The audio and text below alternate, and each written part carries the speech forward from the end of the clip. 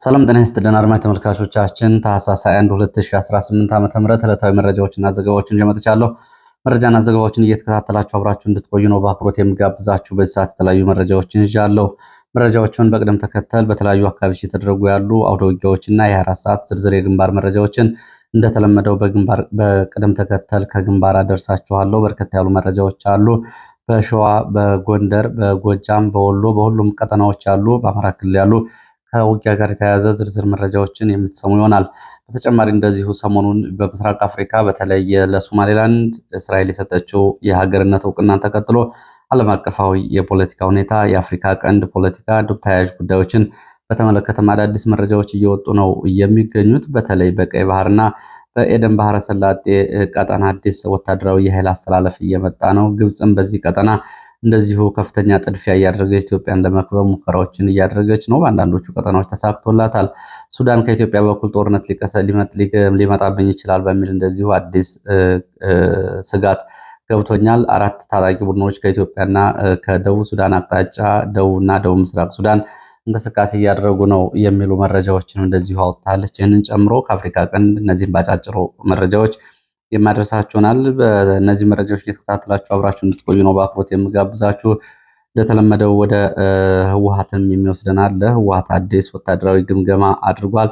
የብልጽግናን ግምገማ በተመለከተ ህወሓት ያስቀምጣቸው ጉዳዮች ምንድን ናቸው የሚለውን ጨምሮ የተለያዩ ዝርዝር መረጃዎች እነግራችኋለሁ። በዚህ ሰዓት ከያዝኳቸው ዋና መረጃዎች መካከል ደግሞ የእስረኞችን ጉዳይ የተመለከቱ መረጃዎችንም ይዣለሁ። በእስር ላይ የሚገኙት የምክር ቤት አባላት እነ ዮሐንስ ቧያለው፣ ክርስቲያን ታደልን ጨምሮ እነ ዶክተር ካሳ ተሻገርና በርካታ ጋዜጠኞችና ምሁራን ወጣቶች በእስር ላይ ይገኛሉ። ከነዚህ ጋር በተያያዘ አዳዲስ መረጃዎች እየወጡ ነው የሚገኙት። ሊፈቱ ነው የሚለውን መረጃ ዛሬ ማለዳ የብልጽግና ደጋፊ ገጾች ይዘውት ወጥተዋል። ከጉዳዩ ጋር ምን አዲስ መረጃ አለ የሚለውን በተመለከተ በኢትዮ ፎከስ በኩል የተሰበሰበ አዲስ መረጃ ወደ እናንተ የማደርስ ይሆናል። ምላሾችንም አካትቼ እየተከታተላችሁ አብራችሁ እንድትቆዩ ነው በድጋሚ በአክብሮት የምጋብዛችሁ። እንግዲህ ጥቆማና ሀሳብ አስተያየቶችንም እንደዚሁ እያደረሳችሁ ነው የምትገኙት። ለጥቆማና ሀሳብ አስተያየቶቻችሁ በእጅጉ አመሰግናለሁ። የፋኖን አንድነት በተመለከተ ምን እየሆነ ነው የሚለውን በተመለከተም እንደዚሁ የተለያዩ ጥያቄዎችን አቅርባችኋል። ትላንትና እንደዚሁ የፋኖ መሪዎችና በተለይ በአንድነት ጉዳይ እየሰሩ ያሉ የኮሚቴ አባላትን አንዳንዶቹን አግኝቼ ነበረ። በጥሩ ሁኔታ እየሄደ ነው የሚል ምላሽ ነው ያላቸው። አሁን የተወሰኑ ሂደቶችን ሂዷል። የመጨረሻዎቹ ደረጃዎች ይቀራሉ።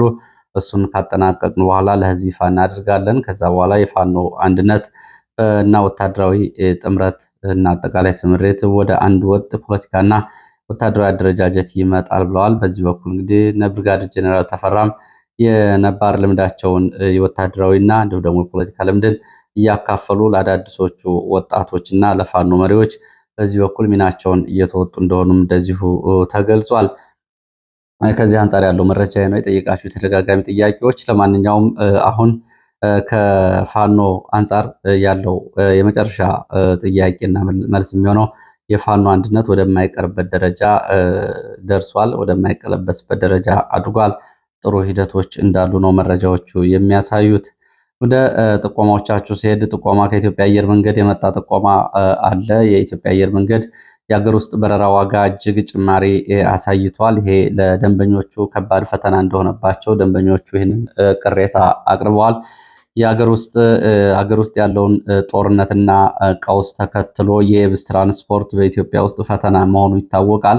በዚህ አማራጭ የሌላቸው በርካታ ሰዎች የአየር መንገዱን እየተጠቀሙ ይገኛሉ። አየር መንገዱ ግን ይህንን ግምት ውስጥ በማስገባት ከፍተኛ የሆነ የዋጋ ጭማሪ በማድረግ ለከፍተኛ ወጪ ዳርጎናል ነው የሚሉት የአየር መንገዱ ደንበኞች። እንግዲህ አማራጭ የሌለው ሕዝብ የአየር መንገዱ ከፍተኛ ዋጋ ጭማሪ ሰለባ ሆኗል። አየር መንገዱም ይህንን ሊገነዘብ አልቻለም። ተደጋጋሚ ቅሬታዎች ቢቀርቡም አየር መንገዱ ማስተካከያ ከመስጠትና የዋጋ ጭማሪ የዋጋ ቅናሽ ከማድረግና ዋጋውን ባለበት ከማስቀጠል ይልቅ በጥፍና ከጥፍ በላይ ዋጋዎችን ጨምሮ አሳድጓል። ይሄ ከፍተኛ የሆነ ወጪ እንድናወጣ እና ኑሯችን እንዳንኖር ከቦታ ቦታ እንዳንንቀሳቀስ አድርጎናል የሚል ቅሬታ አቅርበዋል። በዚህ መሰረት እንግዲህ 8000 ብር ድረስ የነበረ ከአዲስ አበባ ወደ አንዳንድ አየር ማረፊያዎች የሀገር ውስጥ አየር ማረፊያዎች የነበረ የ8 ሺህ ብር ዋጋ አሁን በሶስት እጥፍ በማደግ እስከ 20 ሺህ እና ከዛ በላይ ደርሷል። ይሄን እንግዲህ ማን ነው የሚመለከተው በሚል የሶስት እጥፍ ጭማሪ ማሳየቱን በተመለከተ እንደዚሁ ቅሬታ አቅርባችኋል። ስለዚህ የኢትዮጵያ አየር መንገድ ቅሬታውን አድርሱልን ብላችኋል። ይሄው እንግዲህ በሚዲያ ለኢትዮጵያ አየር መንገድ ደርሷል። ምላሽ የሚሰጡ ከሆነ ይሰጣሉ። አየር መንገዱ የየብስ ትራንስፖርት ቀውሱን እንደ መልካም አጋጣሚ በመጠቀም ይህንን በደል እያደረሰብን ነው የሚሉ ቅሬታዎችንም ጨምራችኋል። በየብስ ለመሄድ አማራጭ የሌለው ህዝብ አየር መንገዱ ደግሞ ብቸኛ አማራጭ ሆኖ አማራጭ እያሳጣ ይገኛል በሚል እንደዚሁ ቅሬታ አቅርባችኋል። ሌላው አየር መንገዱ ቁልፍ የሚባሉ ቦታዎችና የስራ መደቦች ላይ ያለውን ሁኔታን በተመለከተ እንደዚሁ ቅሬታዎች ቀርበዋል።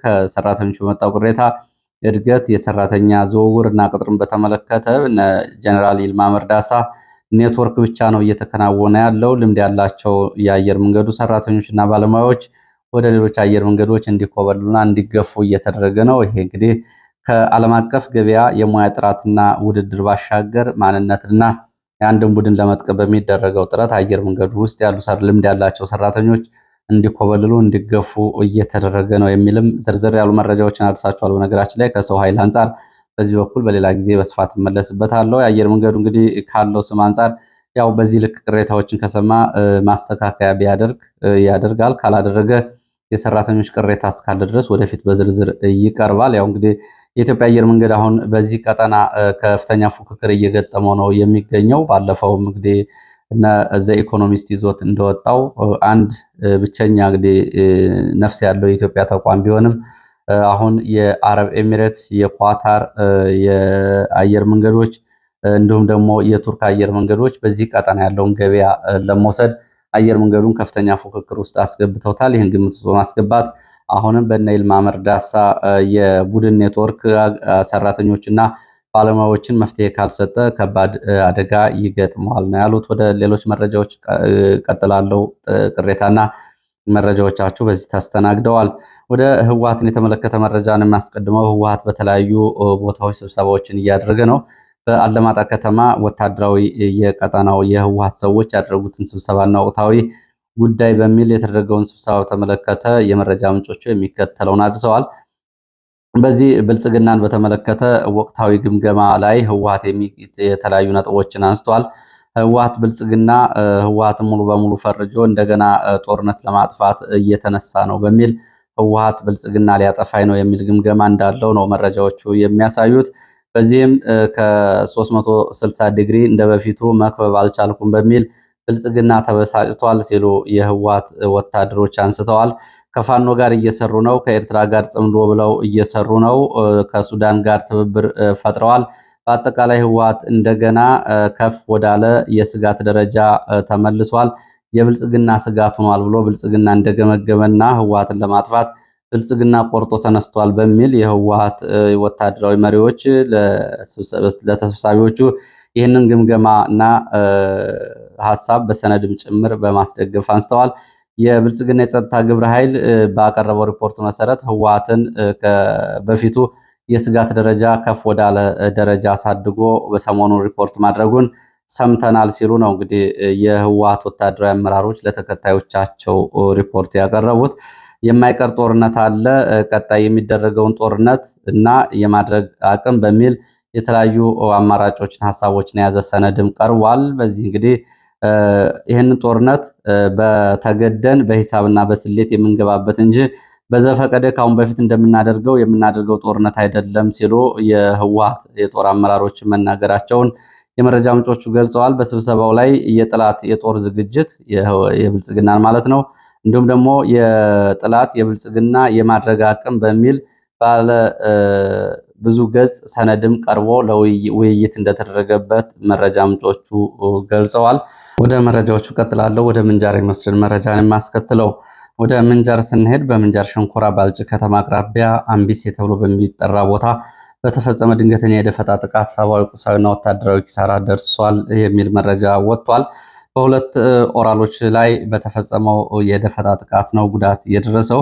ሁለት ኦራሎች እንቅስቃሴ ላይ በነበሩበት ሰዓት የደፈጣ ጥቃቱ ተፈጽሞ በደፈጣ ጥቃቱ ቁጥራቸው ያልታወቁ ወታደሮች ጉዳት ደርሶባቸዋል ሲሉ የዓይን እማኞች ገልጸዋል። ጉዳት ሊደርስ የቻለው ቀድሞ ፋኖ የወታደራዊ እንቅስቃሴ መረጃና እንደዚሁም ደግሞ ገዥ መሬት ይዞ ስለነበርና ወታደራዊ ኦራሎቹ ወታደሮችን ጭነው ወደ ደፈጣ ቀለበት ውስጥ ከገቡ በኋላ ጥቃት መፈጸሙን ተከትሎ ነው። ጉዳቱ በዝርዝር አልታወቀም። ወደ መረጃዎቹ ቀጥላለሁ። ወደ ግንባር መረጃዎች እመለሳለሁ። በመሀል የአማራ ማህበር ሳምንታዊ ሪፖርቱን አውጥቷል። የአማራ ማህበር በአሜሪካ መቀመጫውን አድርጎ በኢትዮጵያ ውስጥ በተለይ በአማራ የሚደረገውን ጦርነት ሳምንታዊ ሪፖርቶችን እየሰበሰበ በየ7 ቀናቱ ሪፖርት ይፋ ያደርጋል። በዚህ መሰረት እንግዲህ ሳምንታዊ ጦርነት መረጃ ሪፖርት አውጥቷል። ከታህሳስ 6 እስከ ታህሳስ 12 ያለውን አውጥቷል። በዚህ ሳምንት እንግዲህ በተደረገው ጦርነት ይቅርታ ከታህሳስ 13 ከታህሳስ 19 ማለት ነው በኢትዮጵያ አቆጣጠር በተደረገው ጦርነት በ11 ዞኖች በ40 ወረዳዎች እና ከተሞች ውጊያ ተደርጓል። ከአማራ ክልል በተጨማሪ በወለጋ በጊዳ አያና አካባቢና ሆሮ ጉዱሩ ወለጋ ዞኖች የተደረጉትንም እንደዚሁ ሰብአዊ መብት ጥሰቶች አካቶ ይዞ ወጥቷል። በዚህ ባሻገር እንደዚሁ በሰሜን ወሎ ራያ አላማጣ የህወሓት ታጣቂዎች የፈጸሟቸውንም እንደዚሁ ግፎችና በደሎች ይዞ ወጥቷል። በ7 ዞኖች በ11 ወረዳዎች በተደረጉ ውጊያዎችና በተፈጸሙ የሰብአዊ መብት ጥሰቶች በንጹሃን ላይ ጉዳቶች መድረሳቸውን በስም ዝርዝር በቦታ በወረዳ በቀበሌ እንደዚሁ አስደግፎ ሪፖርቱን ይዞ ወጥቷል። በተጨማሪ በሰሜን ወሎ ራያ አላማጣ የትህነግ ታጣቂዎች የፈጸሙት የሰብአዊ መብት ጥሰትን በሪፖርቱ ተካቷል። ተከታታይ የሰው አልባ አውሮፕላኖች ድሮን ድብደባዎች እንደዚሁ በሰከላና አካባቢው መፈጸማቸውንም እንደዚሁ የአማራ ማህበር ሪፖርት ይዞ ወጥቷል። ወደ መረጃዎች እቀጥላለሁ። ወደ መረጃዎቹ ስቀጥል የችሎት መረጃዎችን ነው የማስከትለው። በችሎት መረጃዎች ነችሎት ይስማው መዝገብ ታህሳስ 20 ትላንትና ማለት ነው 2018 ፍርድ ቤት ቀርበው ነበረ። ተከሳሾች መከላከያ ምስክሮቻቸውን አቅርበው እንዲከላከሉ ነው ፍርድ ቤት ቀጠሮ ሰጥቶ የነበረው። ነገር ግን በምስክሮቹ ባለመምጣት በሩቅ ቦታ መሆናቸው የአቃቢ ሕግ የሲዲ ማስረጃ ባለመሰማቱ እንደዚሁም ደግሞ እስረኞች ብዙ ጊዜያቸውን በዋስትና ጉዳይ ክርክር ላይ ማባከናቸውን ተከትሎ አሁን የአስቸኳይ ውሳኔ እንዲሰጣቸው ጠይቀው ነበረ። ፍርድ ቤቱ ይህንን ተመልክቶ ረዘም ያለ ቀጠሮ ሰጥቷል። ለታህሳስ 15 እና ታህሳስ 16 ቀጠሮ ሰጥቷል። የ3 ወራት ቀጠሮ ነው እየሰጠው። በዚህ ጊዜ መከላከያ ምስክሮቻቸውን አቅርበው እንዲያስመሰክሩ አዟል። ሌላው እንደዚሁ እነ አልማዝ ተክሌ 2 ተከሳሾች በቀጠሮ ባለመገኘታቸው በዋስትና ያስያዙት ገንዘብ እንደዚሁ ለመንግስት ገቢ እንዲሆን ፍርድ ቤቱ ብይን ሰጥቷል። ሌላው ከዚህ ጋር በተያያዘ እንግዲህ እስረኞችን በተመለከተ እስረኞች ሊፈቱ ነው የሚል መረጃ እየወጣ ነው የሚገኘው። ይህ መረጃ ከ3 ቀናት በፊት መውጣቱ ይታወቃል። ይህንን በተመለከተ በወቅቱ ጠበቃ ሰለሞንን የእስረኞች ጠበቃ የእስረኛ ቤተሰቦችን እንደዚሁ አነጋግሬ ስለ ጉዳዩ የሚያውቁት ነገር እንደሌለ ገልጸዋል። ዛሬ የወጣው መረጃ ምን ይላል? ተዛማጅ ጉዳዮች ምንድናቸው? የሚለው እስረኞችን በተመለከተ እንግዲህ የብልጽግና ገጾች እነ ዮሐንስ ቧያለው መፈታት ጉዳይ በፖለቲካ ፍጆታ በሚል መንገድ ዛሬ የብልጽግና ደጋፊ ገጾች ይዘው ወጥተዋል። የብልጽግና የቅርብ የማህበራዊ ሚዲያ ገጾች እና የብልጽግና መረጃዎች እና እንዲሁም ደግሞ በተለይ ከፋኖ ትግል አንጻር ጸረ ፋኖ መረጃዎችን የሚያሰራጩ የብልጽግና ገጾች ይዘውት እንደወጡት መረጃ ዛሬ የፖለቲካ ስሌት ተደርጎ ሊፈቱ እንደሆነና ለማስፈታት ደግሞ ማስረሻ ሰጤ የአፋድን ወክሎ ከአማራ ክልል መንግስት ጋር ስምምነት ማድረጉ ነው እነሱን ለማስፈታት እየተሞከረ ያለው ነው ያሉት። ይህንን መረጃ መነሻ በማድረግ ጉዳዩን ለማጣራት አሁንም ወደ ጠበቃው ደውዬ ነበር። ጠበቃው እስካሁን እኔም የማውቀው ነገር የለም፣ ከደንበኞችም እስካሁን ድረስ ስለ ይቅርታና ስለሚሞላ ፎርም ወይም ደግሞ የይቅርታ ፎርም ሙሉ በሚል የመጣ ነገር የለም። እስረኞቹም በዚህ ጉዳይ የተለየ ሀሳብ የላቸውም። እስካሁን ድረስ የሚያውቁት ምንም ነገር የለም ነው ያለው። ዛሬ እንግዲህ የብልጽግና ገጾች በይቅርታ እስረኞቹ ይፈታሉ በተለያየ ዙር ነው ያሉት። በመጀመሪያው ዙር ዮሐንስ ቧያለውን፣ ክርስቲያን ታደለ፣ ጋዜጠኛ ዳዊት በጋሻው፣ ዶክተር ሲሳይ አውግቸው፣ ዶክተር ቴዎድሮስ ኃይለማርያም፣ ዶክተር ወንዶሰን አሰፋ፣ ጋዜጠኛ መስከረም አበራ፣ ዶክተር ጫኔ ከበደ፣ ዶክተር ካሳ ተሻገርን ጨምሮ እንግዲህ በርካታ እስረኞች በመጀመሪያ ዙር ይፈታሉ የሚል የብልጽግና ገጾች ይዘውት የወጡት ጠበቆቹ እና ቤተሰቦቻቸው ስለ ጉዳዩ የሚያውቁት ነገር እንደሌለና ሌላ አንድ የቤተሰብ የመረጃ ምንጭ በዚህ ጉዳይ ላይ ከአንድ ወር በፊት የኤምባሲ ሰዎች ሂደው እስረኞችን አግኝተዋቸው ነበረ። ከእስረኞቹ ጋር ተነጋግረው ነበረ። ከዛ በተለየ ሁኔታ ግን ከኤምባሲ ሂደው ያገኟቸው ሰዎች የአብይ የቅርብ ሰዎች ናቸው። የውጭ ሀገራት ኤምባሲ ሰዎች አግኝተዋቸው ተነጋግረዋል። ስለ እስር መፈታት ግን ያወሩት ነገር የለም። ስለ ሰብአዊ ጉዳይ እና ስላለው አጠቃላይ ሁኔታ ነው እየተነጋገሩት። ይህንን አውቃለሁ፣ ይህንን ነግረውኛል እስረኛ ቤተሰቦች በሚል የእስረኛ ቤተሰብ ይህንን አረጋግጠዋል። ከዛ ውጭ እስካሁን ድረስ እንግዲህ እስካሁን የታወቀ ነገር የለም። ሌላ በዚህ በኩል እንግዲህ ባለፈው ቅዳሜ ዕለት ሌላ የመረጃ ምንጭ ደግሞ እነ ማስረሻ ሰጤ ይህንን እስረኞቹን እናስፈታለን እኛ እስረኞቹን እናስፈታለን በሚል እንቅስቃሴ ሲያደርጉም ተመልክተናል፣ ሰምተናል ብለዋል። እንግዲህ እስረኞቹ በነማስረሻ እና እነማስረሻ የፖለቲካ የበላይነት ወይም ደግሞ ስምምነታቸው ትክክል ነው ለማስባል ይህ በዚህ በኩል ሊፈቱ እንደሆነ ስለሚደረገው እንቅስቃሴ ምንም የሚያውቁት ነገር የሌለ መሆኑንና በዚህም በኩል ጠበቆቹ ጉዳዩን ከሚዲያና ከብልጽግና ደጋፊ ገጾች የሰሙ መሆናቸውን ነው የገለጹት። እንግዲህ ዛሬ የወጣው መረጃ ይህንን ነው የሚመስለው። ተጨማሪ መረጃዎች ካሉ በዚህ ጉዳይ ላይ አጣርቼ የምመለስ ይሆናል። ወደ ሌሎች መረጃዎች ስንሄድ እንግዲህ ሌሎች መረጃዎች ወደ ምስራቅ ጎጃም ቀጠና የሚመስሉን መረጃዎች አስከትላለሁ። ምስራቅ ጎጃም ቢቸና ቀጠና ሸበል በረንታ አንሰለልና ማንቆርቆሪያ እነማይ ባንጃ ተብለው የሚጠሩ አካባቢዎች ባንጃ ሸረር፣ ደንሳ፣ ነቁራ ተብሎ በሚጠሩ ሁለቱ ቦታዎች የሸበል በረንታና የእነማይ አዋሳኝ ቀበሌዎች በአካባቢው ስምሪት ላይ በነበረው የሚሊሻ አባላት ላይ ድንገተኛ ጥቃት በፋኖ ተፈጽሞ ጉዳት ደርሷል። ለዘመቻ እና ለአሰሳ እንዲሁም ደግሞ የሚሊሻ አዝመራ ለመሰብሰብ በአካባቢው እንቅስቃሴ የነበሩ ሚሊሻዎች ላይ እና የፖሊስ አባላት ላይ ነው ድንገተኛ ጥቃት የተፈጸመው። በዚህም ወደ 7 የሚደርሱ የፖሊስ እና የሚሊሻ አባላት ቆስለው ቢቸናና ደብረ ማርቆስ ሆስፒታል ገብተዋል። እንደዚሁም ቁጥራቸው ያልታወቁ ሙትና ቁስለኛ ስለመሆናቸው የወጡ መረጃዎች ያሳያሉ። ደቡብ ጎንደር እብናት በተመሳሳይ እብናት ቋሊሳ በተባለው ቦታ በተደረገ ውጊያ ወታደራዊ ኪሳራ ደርሷል። በሌሊት ከገላ መታጠቢያ እና ከብናት ከተማ በመንቀሳቀስ የፋኖ ቀጠና የገባ የመንግስት ኃይል ጋር በተደረገው ውጊያ ነው ጉዳት የደረሰው። በቁጥር ያልታወቁ ወታደሮች ሙትና ቁስለኛ ሲሆኑ 2 የፋኖ አባላትም በዚህ ውጊያ የሞት ጉዳት ገጥሟቸዋል። ለግማሽ ቀን በቆየው የውጊያ ሞርተር፣ ድሽቃና የቡድን መሳሪያዎች እንደዚሁ አገልግሎት ላይ ውለዋል በውጊያው። ሌላው በሸዋሮቢት ቀጠና ነው። በሸዋሮቢት ሸዋ ቀጠና እንግዲህ ሸዋሮቢት ዙሪያ እነሸቴ ሞገስ እና ይታገሱ ሸቴ እንግዲህ በህወሓት ጦርነት ጊዜ አንዳንድ ጦርነቶች ጥለዋቸው ከሚያልፉት ስሞች መካከል ከመቃብር በላይ ከቀሩ ስሞች መካከል እሸቴ ሞገስ ይገኝበታል። እሸቴ ሞገስን ታሪክ ብዙዎቻችሁ ታስታውሳላችሁ፣ የቅርብ ጊዜ ስለሆነ። በእነሱ የትውልድ ሰፈር ሰሞኑን በሚደረገው ዘመቻ በአርሶ አደሮች ላይ የመንግስት ወታደሮች እንዲሁም ደግሞ የአካባቢው ሚሊሻዎች የቅስም ሰበራ ወይም ደግሞ አካባቢው ላይ የጀግና ሀገር ከሆናችሁ ውጡ ግጠሙን በሚል አይነት ነገር ከፍተኛ ግድያና ሰዎችን እየረሸኑ ነው። በእነሸቴ ሞገስ እና የታገሱ ሞገስ ትውልድ ቀይ ራሳ ከድሮን ጥቃት በኋላ በአካባቢ የገባው እግረኛ መከላከያ በዋናነት ከኦሮሞ ብሔረሰብ ዞን በመከላከያ መለዮ የገባው ሚሊሻ መከላከያው ጨምሮ ጭካኔ የተሞላበት የጦር ወንጀል እየፈጸሙ ነው።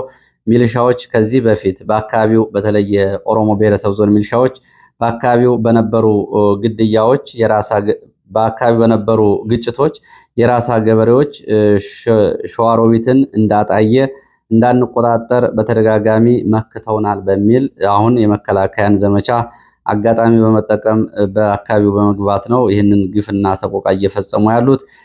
እንግዲህ ጀግንነት ታሪክ ቅስም እንሰብራለን እንዲሁም ደግሞ በአካባቢው ትጥቅ እናስፈታለን በሚል አበያጥር፣ ሂዱ፣ ግልጥ በረት፣ ጠደቻ፣ አሻል ተብለው በሚጠሩት አካባቢዎች ሰፊ በረት፣ በርበሬ በሚባሉ መንደሮች በመግባት ነው መጠነ ሰፊ ግድያ፣ ድብደባ እንዲሁም ደግሞ ሰዎችና ንጹሐንን መረሸን እየተፈጸመ ያለው ትጥቅ ለማስፈታትም። ሌላው እንደዚሁ ውጊያ የተደረገበት ቀጠና ሰሜን ወሎ ላስታ ቀጠና አይና ቡግና ወረዳ ነው። በአይና ቡግና ወረዳ ብርኮ በተባለ ቦታ በተደረገ ውጊያ ከባድ ሰብአዊ፣ ቁሳዊና ወታደራዊ ኪሳራ ደርሰዋል። ሰሞኑን በዚህ አካባቢ ከተደረጉት ውጊያዎች ይሄኛው ከፍተኛ ወታደራዊ ኪሳራ የደረሰበት ቦታ ነው። በአይና ቡግና ወረዳ ብርኮ ቀበሌ ታህሳስ 19 2018 ከሌሊቱ 10 ሰዓት ጀምሮ በ803ኛ ኮር 61ኛ ክፍለ ጦር እግረኛና ሜካናይዝድ ከአይና ቡግና ወረዳ ወደ ባርኮ ተብላ ወደምትጠራው ቦታ የፋኖ ይዞታ በአራት ግንባር ማለትም በብርኮ ገብርኤል ግንባር፣ በጤና ጣቢያ ብርኮ ጤና ጣቢያ ግንባር፣ ብርኮ ኪዳነ ምሕረት ግንባር እንዲሁም ደግሞ በጭቃ መንደር ግንባር በኩል ሰፊና መጠነ ሰፊ ዝግጅት አድርጎ የሌሊት ጥቃት መከላከያ መፈጸሙንና በተለይ 61ኛ ክፍለ ጦር ፋኖም በመረጃና በመልካም ምድራዊ ቁጥጥር በመልሶ ማጥቃት ያጸፋ ምላሽ መስጠቱን መረጃዎቹ ይጠቁማሉ። በዘመቻው በቡድን መሳሪያ በመታገዝ የተደረገ ነው። በውጊያው የደረሰውን ጉዳት በተመለከተ የተለያዩ አሃዛዊ መረጃዎች እየወጡ ይገኛሉ። እንግዲህ በመቶዎች የሚቆጠር ጉዳት ደርሷል። አንድ ሬጅመንት የመንግስት ኃይል እንደዚሁ ጉዳት ደርሶበታል። ሻምበል ጫላ ተብሎ የሚጠራ ወታደር የሚመራው ሬጅመንት ጉዳት አስተናግዷል። በኃይልና ባጸፋው እንግዲህ ይህን ጉዳት ያስተናገደው ኃይል ከቢያንስ በመቶዎች የሚሆኑት ሲሞቱበት ከ40 በላይ ነፍስ ወከፍ መሳሪያና 2 የቡድን መሳሪያዎች በፋኖ ስለመማረካቸው፣ 6 ወታደሮች እንደዚሁ በፋኖ ስለመማረካቸው፣ ከ3000 በላይ የክላሽንኮፍ እና የብሬን ተተኳሽ ጥይቶች እንደዚሁ በፋኖ እጅ ስለመግባታቸውና በፋኖ በኩልም እንደዚሁ 7 ከቀላል እስከ ሞት ከባድ አካል ጉዳት የደረሱ ጉዳቶች መኖራቸውን የመረጃ ምንጮች ገልጸዋል። የሰው አልባ አውሮፕላን ስምሪትን በተመለከተ ትላንትና ምሽት በፍኖተ ሰላም ቀጠና በተለያዩ አካባቢዎች እንደዚሁ ማመሻሹን የሰው አልባ አውሮፕላን ወይም ደግሞ የድሮን አሰሳ ቅኝት ሲደረግ አምሽቷል። ዛሬ ማለዳ እንደዚሁ በተመሳሳይ በላሊበላ፣ ቆቦ፣ አምባሰል፣ ሸዋሮቢት እና ሜጫ፣ ሰከላ፣ አዲስ ቅዳም አካባቢዎች የድሮን አሰሳና ቅኝቶች መኖራቸውን መረጃዎች ጠቁመዋል። ሌላው መረጃችን ወደ አቸፈር የሚወስድን መረጃ ነው። ወደ አቸፈር ስንሄድ በርክታ ወደ ሳንከር ተብሎ ወደሚጠራው አካባቢ ስምሪት ላይ በነበሩ ወታደሮች ላይ ድንገተኛ የደፈጣ ጥቃት ተፈጽሟል። በተፈጸመ ቦምብ ጥቃት የደረሰው ጉዳት አልታወቀም። ይህንን ተከትሎ ግን ከጥቃቱ አኳያ የእርስ በርስ ተኩስም እንደነበር የወጡ መረጃዎች ይገልጻሉ።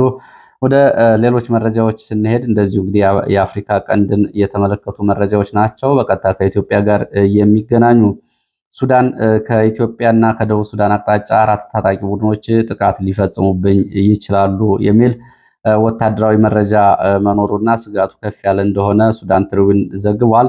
የሱዳን ፈጥኖ ደራሽ ኃይል አርኤስኤፍ በኢትዮጵያ በኩል ጌይሳን እና ኩርመክ ተብሎ በሚጠሩ 2 ቦታዎች ጥቃት ሊከፍት እንደሆነ መረጃ እንዳላቸው የሱዳን የጦር አለቆች ለሱዳን ትሪቡን ተናግረዋል።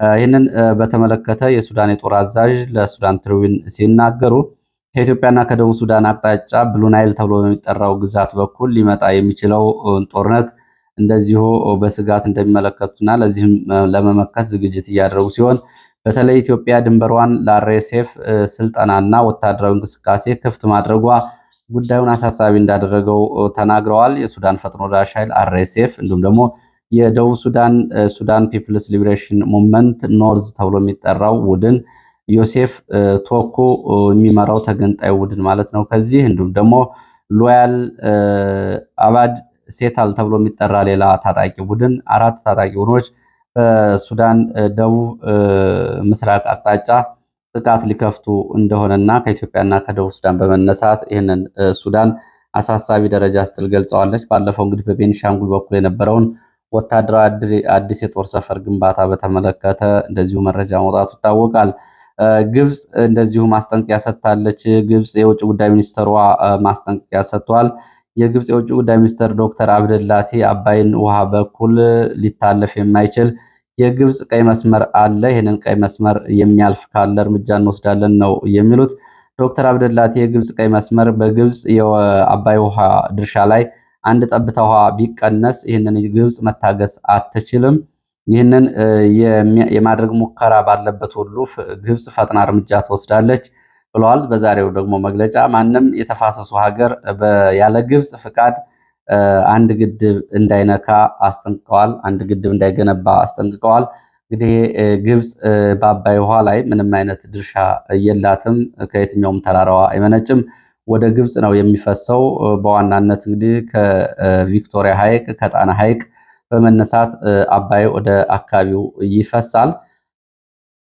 ሁለቱ አባዮች ማለት ነው። ከዚህ ውጭ እንግዲህ ወደ እነዚህ ወደ ሐይቆች ደግሞ ሌሎች ወንዞች ገባሮች አሏቸው እንደ ኬንያ፣ ታንዛኒያ፣ ኮንጎ፣ ሩዋንዳ፣ ብሩንዲ፣ ኡጋንዳ በዋናነት ደቡብ ሱዳን ጨምሮ ኢትዮጵያና ኤርትራም በዚህ ይገኙበታል። እነዚህ ሀገራት ያለ ግብፅ ፍቃድ ምንም ግድብ እንዳይገነቡ እያለች ነው የምትገኘው ግብፅ። ወደ ሌሎች መረጃዎች ሲሄድ የየመን አካባቢ እንደዚሁ አዲስ የሳውዲ አረቢያና የአረብ ኤሚሬትስ ወታደራዊ የበላይነት ፍጥጫ የሚያሳይ ክስተት ተከስቷል። በየመን የሚገኙ የተባበሩት አረብ ኤሚሬትስ የጦር ሰዎች የመንን በ24 ሰዓት ለቀው እንዲወጡ ታዘዋል።